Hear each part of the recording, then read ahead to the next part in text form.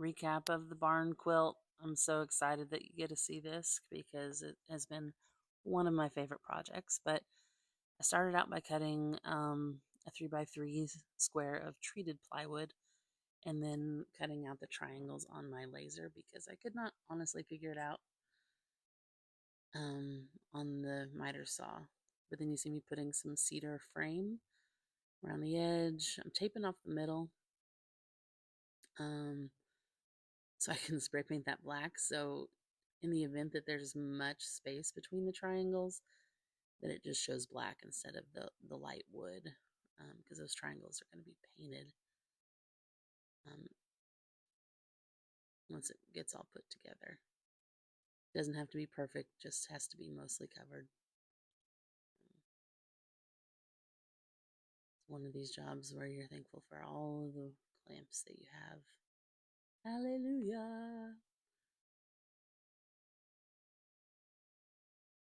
But yeah, I'm just laying them out mainly to make sure they fit because I was really nervous at this point because I hadn't dry fit anything up until now.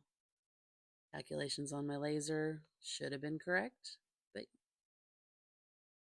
I don't do math well, so I needed to check that out physically before I started putting a whole lot more effort into everything. And the frame in these triangles, they're just cedar fence pickets. Yeah, you can get this fairly inexpensively. So the client had given me a quilt block that she wanted to pattern this after. Her house, where it sits now, used to be an orchard, so she wanted the orchard block square. Her husband was born in Arizona. Their state butterfly is something, but she sent me a picture of that because that actually had a lot of her birthstone, which is this turquoise color. So we just were putting it all together for their anniversary. I thought that was such an intentional way she put it together, and I really appreciated that. So this is the point where I actually get to see it like all come together and see actually how in love with it I'm going to be, because I loved just the look of the plain triangles in there. And my client came and picked these colors out. So, I knew I was going to have to probably rearrange some, but man, it just went together so easy. I don't know how I got so lucky. Honestly, my life usually doesn't go like that.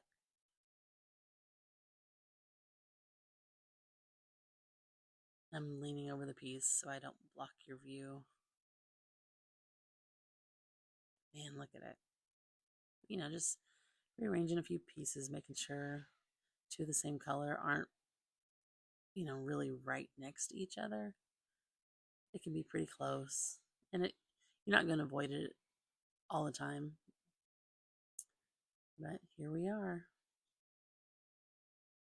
Finally put together the final version. I think it looks really great. And now I just got to glue and nail everything in place, make it permanent. This is Type On 3 glue because it's waterproof or water resistant. So this is going to be hanging outdoors. So I had to think about, okay, cedar doesn't rot, or it's rot resistant. It will eventually rot, but it takes a while. So that's the whole top of it. The back of it is treated plywood. So I've done the best I could there. I'm framing this here. I only got myself framing it one side. But there's just a little bit of a lip over the front, over the top of it. And that's with cedar too. I felt like pickets were the way to go here because they're thin enough that, it wasn't going to be, it's heavy, but it wasn't going to be insanely heavy. But Honestly, here's the best part. I'm cleaning it, putting that finish on it for the first time. You just see it start to come to life and glow, and I just absolutely love it. I'm using spar urethane because it's an outdoor rated finish. It does kind of change colors. So if I were using white or cream, I'm not really sure what I would do because it would probably turn it yellow. But look at that. Oh, it looks so good. I ended up putting 4 coats on the front and 1 or 2 on the back just because the back was already treated and didn't feel like it needed it. Mainly covering the paint. But there she is. I'm just like a proud mama. I love it so much. Just pat those triangles.